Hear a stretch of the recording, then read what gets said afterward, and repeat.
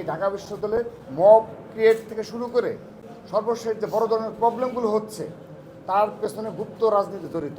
আমাদের pro-VC sir, proctor sir তারা নিজে স্ক্রিনশট দেখিয়েছে যে তারা যদি কখনো গুপ্ত রাজনীতি নিয়ে কথা বলে কিংবা এই আলোকে কিছু কাজ করতে যায় তাদের চরিত্র হরণ করা হয়। আমরা ডাকসু বিষয়ে ছাত্রদল পজিটিভ মানসিকতা নিয়ে এগিয়ে যাচ্ছি। ঢাকা বিশ্ববিদ্যালয়ের যে সমস্যাগুলো ক্রিয়েট হয়েছে এবং একটি গুপ্ত গোষ্ঠী যেভাবে প্রতিনিয়ত একটি পরিবেশ সৃষ্টি করেছে, তারপরও ছাত্রদল ডাকসু নির্বাচনে ইতিবাচকভাবে দ্রুততম সময়ে অংশগ্রহণ নিশ্চিত করা যায় আমরা সে বিষয়ে সচেতন রয়েছি।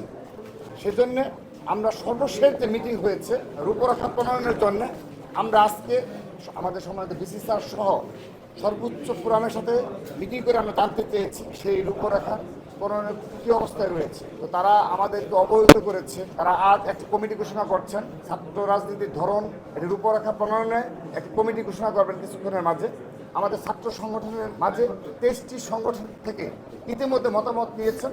এখন তারা জেনারেল স্টুডেন্টদের কাছ থেকে মতামত নেবেন এবং আরও যারা অংশীদারিত্ব রয়েছে তাদের কাছে মতামত নিয়ে অতি দ্রুততম সময়ে একটি রূপরেখা প্রণয়ন করবেন বলে আমাদেরকে আশ্বস্ত করেছে। এই ঢাকা বিশ্ববিদ্যালয়ের মব ক্রিয়েট থেকে শুরু করে সর্বশেষ যে বড় ধরনের প্রবলেমগুলো হচ্ছে তার পেছনে গুপ্ত রাজনীতি জড়িত। RICL TMX, যুগের পর যুগ স্থাপনা থাকে মজবুত। আমাদেরকে ভিসি স্যার নিজে 5টি ক্রাইটেরিয়া বলেছেন, তার মধ্যে অন্যতম যে ধরনটা আসবে সেটি হলো ঢাকা বিশ্ববিদ্যালয়ে আর কখনো কেউ কোনো ছাত্র সংগঠন যে তাদের যে প্রাথমিক সদস্যপদ পূরণ করে যে সদস্য থাকে তাদের সবাইকে ওপেন করে দিতে হবে যে আমার প্রাথমিক সদস্যপদ পূরণ করে এরা আমার সদস্য, আমার সংগঠনের, এটা ওপেন করতে হবে। তো এটি তারা আমাদেরকে জানিয়েছে, আমরা আশ্বস্ত হয়েছি।